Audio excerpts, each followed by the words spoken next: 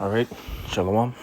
I'd like to give all praises, Salakia, all praises, all powers, all glory, and all honors unto Yahweh, Bahashem, Yahweh Shai, Bahashem, Rakaha, Kwadash. Double honors, double praises as well to the elect and to the health elect as well. To the 144,000 elect men out there that scattered across the four corners of the earth from the 12 tribes of Yasharallah, and to the elders and apostles and bishops and brothers of the great millstone who teach and rule well and that have taught this truth. And shalom to you sincere Akyam and Akwath as well for tuning in. And to you new believers as well, I say shalom. So in today's lesson, we'll be regarding the topic that came up. There will be no remembrance of this wicked kingdom. Right? Just ash and smoke. So 2 Ezra 6 and 9 in the KJV. And he said unto me, from Abraham unto Jacob, when Jacob and Esau were born of him, Jacob's hand held first of the heel of Esau. For Esau is the end of the world, and Jacob is the beginning that followeth. And when you go into verse 8, that's where it quotes Jacob's hand held first the heel of Esau. It's telling you something symbolic. And we'll go into chat GPT regarding towards that, right? And you can go here. So what does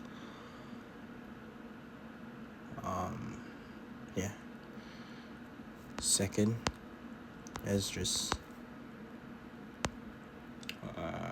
bear with me 6 to 9 mean give me insights towards that. All right, so I'll just wait up to load up. So the verse says 2 Ezra 6 and 9, for Esau is the end of the world, and Jacob is the beginning that followeth. And in the GNT says Esau represents the end of his age, and Jacob represents the beginning of the age that followeth. So this verse is talking about two ages, meaning worlds and eras, and who represents each. Esau, end of his present world. Jacob, the beginning of the next world.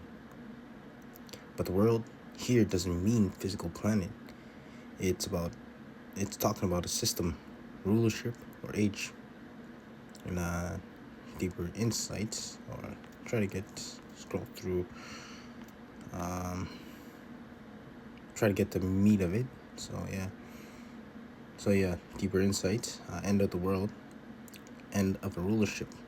The word world means age or order, like how things are run. Right? So Esau, representing the end, means the current power structure tied to him reaches his limit. And yeah, Esau's power structure is reaching its limit at its peak. And that, in another bullet point, that system eventually collapses or is judged and is soon to be judged. So this lines up with other scriptures about kingdoms falling. And we'll go into Daniel 2 and 44 in the KJV. Yahweh Bashim Shai sets up kingdom and destroys all others. In Ecclesiasticus, or known as Iraq, 10 and 8, kingdoms pass because of the unrighteousness. And the new kingdom that's going to take over is the kingdom of righteousness, kingdom that Yahweh Shai will establish, right? And 2, I'll try to skim through it, Lord's will. Jacob is the beginning, new rulership. So who is Jacob? Also even known as Israel, right? they shall rule first. They shall rule. And Jacob represents what comes next: a new order, a new kingdom, a new rulership, a transition from one dominant system to another. That's why the verse before 8 mentions Jacob holding Esau's heel. It symbolizes one rulership ending while another is rising right behind it. And the heel symbolism, important. When Jacob held Esau's heel at birth, the heel is the end of the body. Spiritually, Jacob is right at the end of Esau's timeline. So Esau goes first, current age. Jacob follows immediately after the next age. And the nation Israel, or Jacob, shall rule for all eternity. Right? So prophetic timeline idea. We'll skip to that. So the big picture, simple terms, one system must fall before another can rise. The current age is a set limit. A new order is already attached to the end of this one, like Jacob to Esau's heel. Straight insight, nothing. So the verse is really about transition of power and divine timing. Nothing lasts forever, not even dominant empires. The Most High, Yahweh Shemishai, already determined who ends and who begins. And the next phase doesn't come randomly. It's locked into the end of the current one. So no any other nations will take over.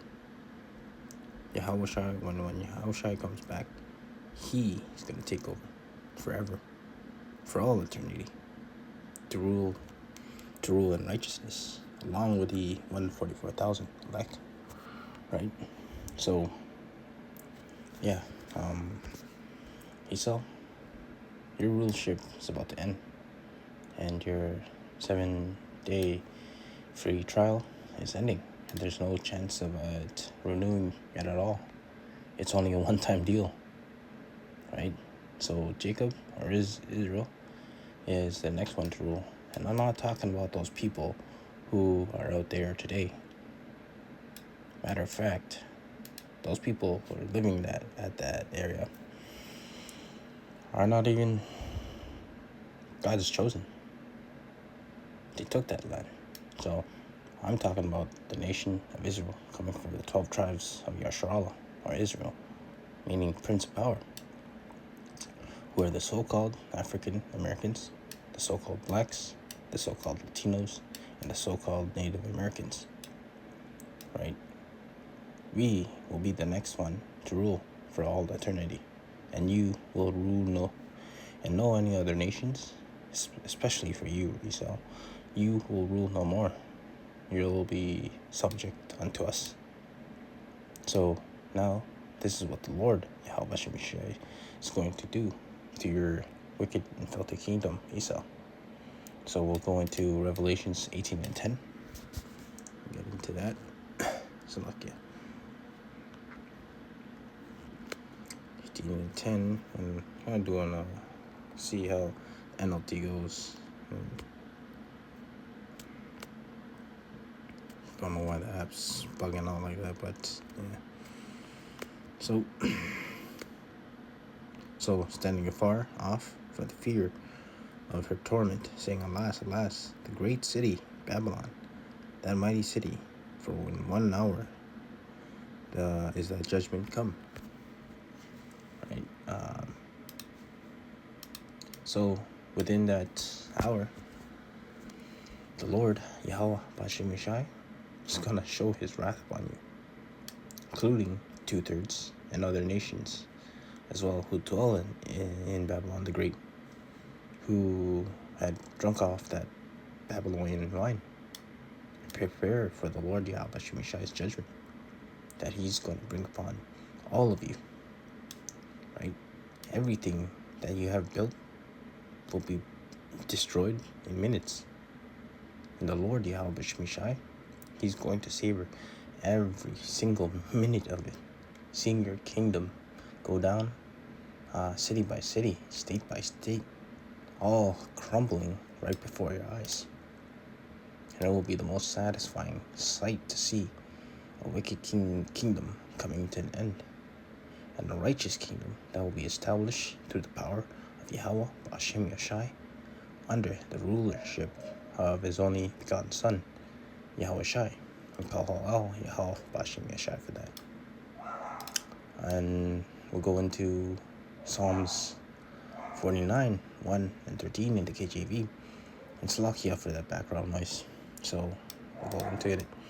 So in verse 11, for their inward thought is that their houses shall continue forever, and their dwelling places to all generations.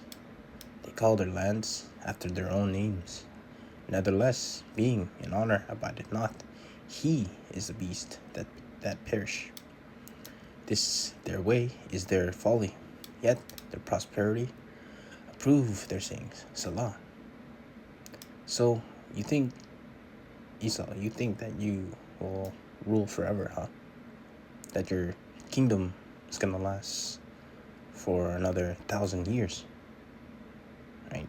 Don't you know that your kingdom is coming to an end, and the end is near for you, Esau? Do you see that your economy is crumbling, your housing market, and especially your dollar crashing down? People nowadays are struggling out there just to get by. And it really goes to show the time we're in. And we're in the time of Jacob's trouble. And like I say, it's going to be far more worse than what's to come. This is not the boiling point. And not for long, Esau. Alright? You're going to be desperate. You're going to end up trying to bring that micro C-hip mandatory, right?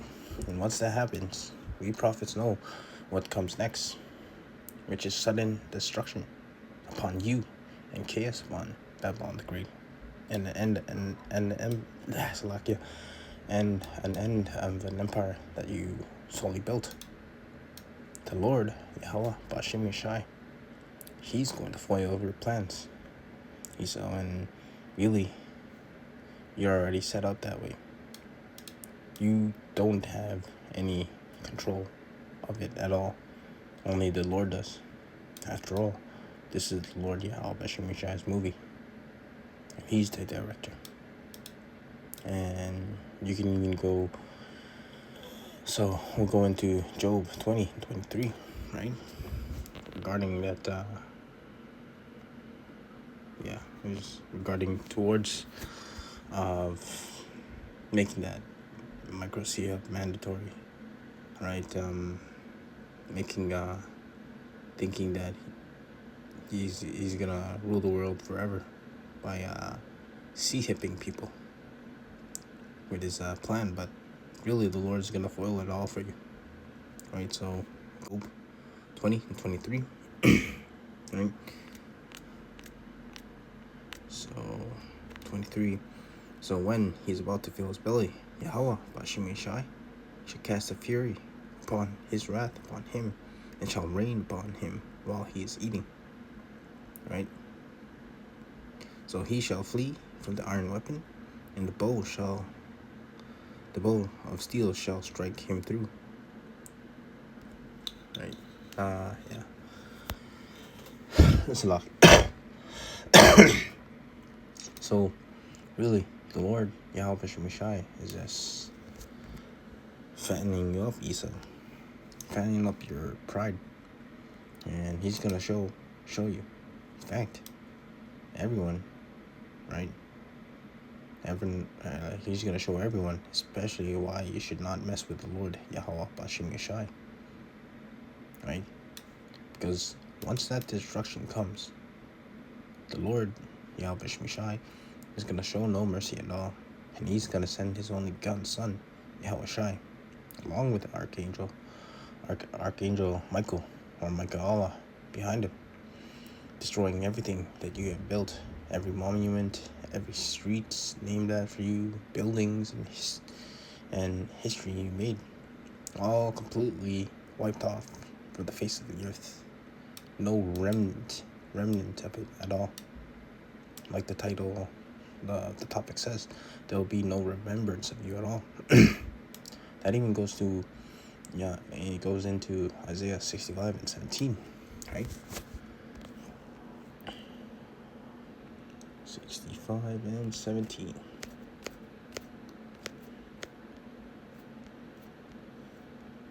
So, for behold, I create a new heavens and a new earth, and the former shall not be remembered, nor come into mind.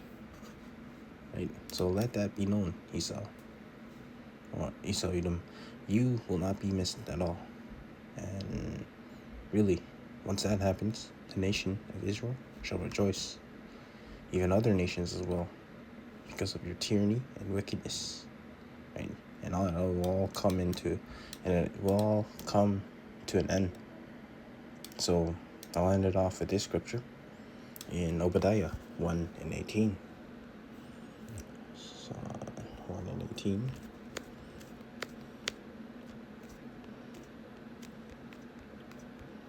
So, in the house of Jacob shall be a fire, in the house of Joseph a flame, in the house of Esau stubble for stubble, and they shall kindle them and devour them, and there shall not be any remaining of the house of Esau.